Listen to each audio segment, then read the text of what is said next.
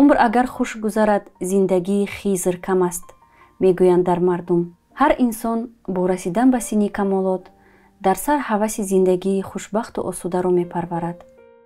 аммо таври маълум зиндагӣ пастиву баландиҳо дорад.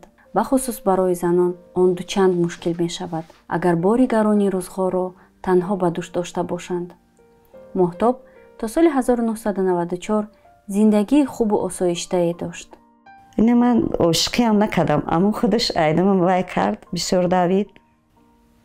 баъд омада ҳамин чихе ки дилёфт чикор кардам видону. баъд хай якдигарро дидем, шинос шудем.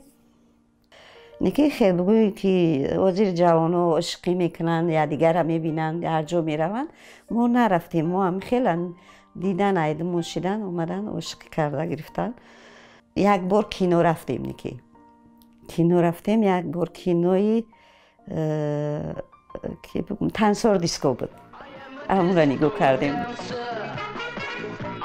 дигар ягон ҷо ошиқӣ вай накардем. хеле дигара нағзидам, дигара гирифтем. баъд омад гап зад, ман тара нагирам, намешава гуфт. вақте инсон бахусус духтарон калон мешаванд, ҳамеша ҷумлаҳои охири афсонаҳои ба хубӣ анҷомёфтаро дар хотир мегиранд ва онҳо якҷоя то охири умр хушбахтона зиндагӣ карда дар як рӯз вафот карданд. аммо дар ҷавонӣ танҳо қисмати аввали ин ҷумларо дар ёд мегирем. бо мурури замон ҳақиқати зиндагии инсонро водор мекунад ки ба қисмати дуюми ин ҷумла низ аҳамият диҳад ва ин ҳамон замоне рух медиҳад ки инсон хушбахтии худро аз даст медиҳад. шахси дӯстдоштааш мемирад. ӯ бояд ки зиндагиро давом диҳад. шавҳарам бизнесмен буд. ами бор Россия бор мебурд меовард.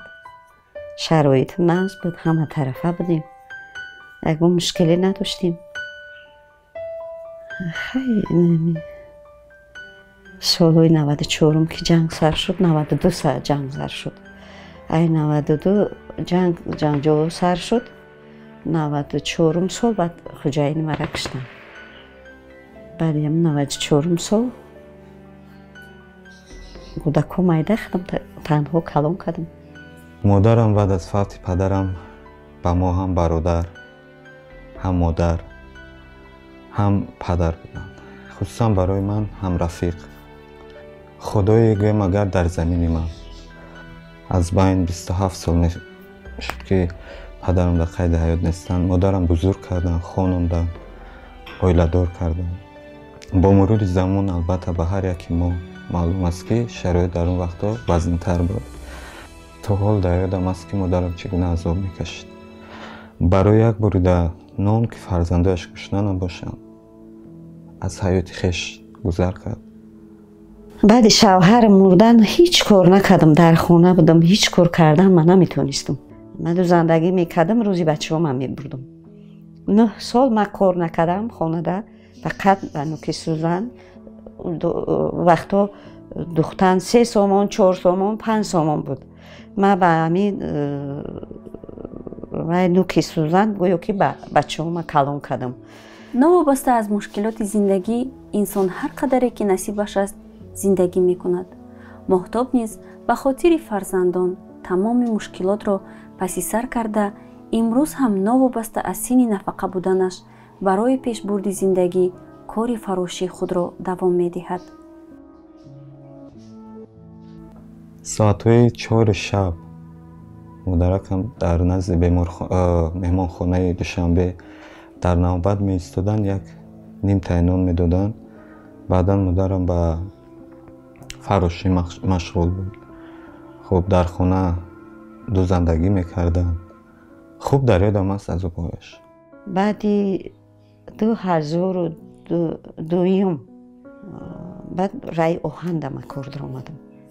аммо раи оҳан ина то ҳозир 10 сол 20 сол мешавад кор кардам. ана ин сол ҳозир пенсия. ҳозир як тамаи дигар да идораи дигар да бо фарош кор мекунам. хай намешавад кор накунам охи.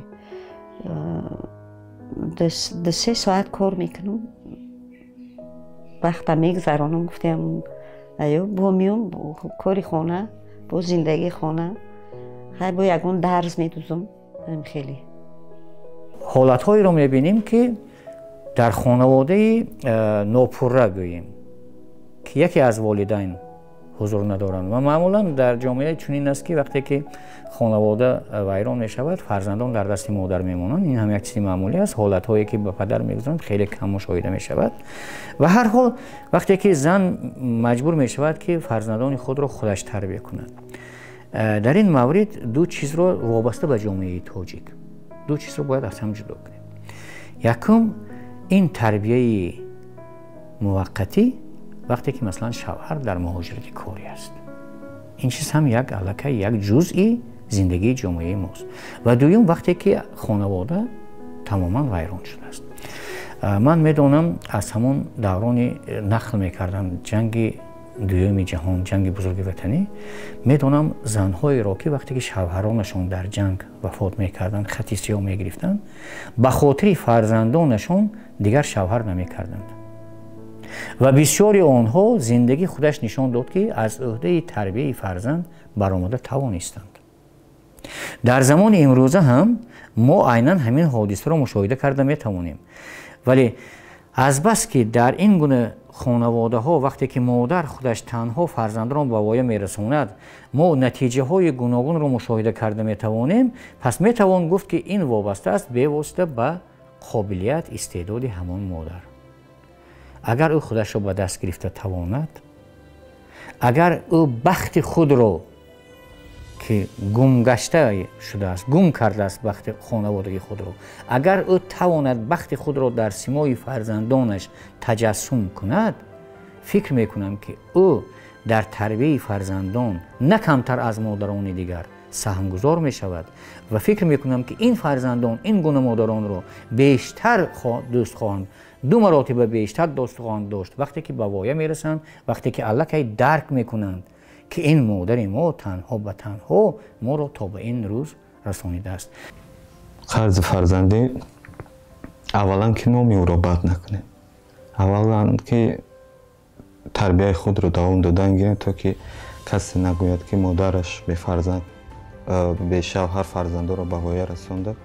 امروز مثلا امین جان برای بد رفته است، امین جان رفتاری بد داره. هر یک قدم میمونم هر روز از خدا شکرانه میکنم که به این روز رسیدم، حرکت میکنم در آینده. اگر وعده دیه البته میگوی که وعده میتیم که این کار و کارو نمیکنم، هیچ کس نمیدوند که لحظه پس چی میشود. حرکت میکنم که تا هستی جان در بدن آبرو و نام مادر و پدر اولاد خویش پس نزنم.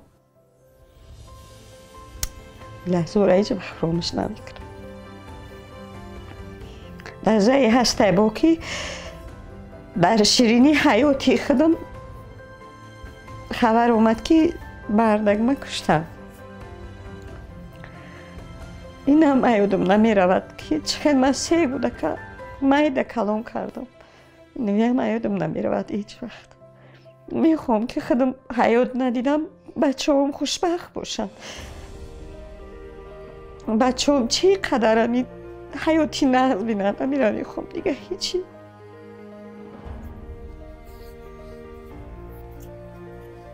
با همه مشکلات زندگی ما باید آماده باشیم. هیچ کس نمیداند فردا چی می شود. خوشبختی در نظر من آن است که هر کس از عهده حل مشکلات زندگی خودش برآمده تواند مستقلانه.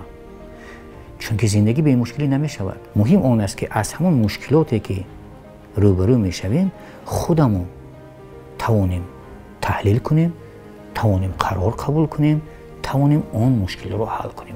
وقتی که همین مشکل رو حل کردیم باور کنید بهترین احساس خوشبختی همون می شود.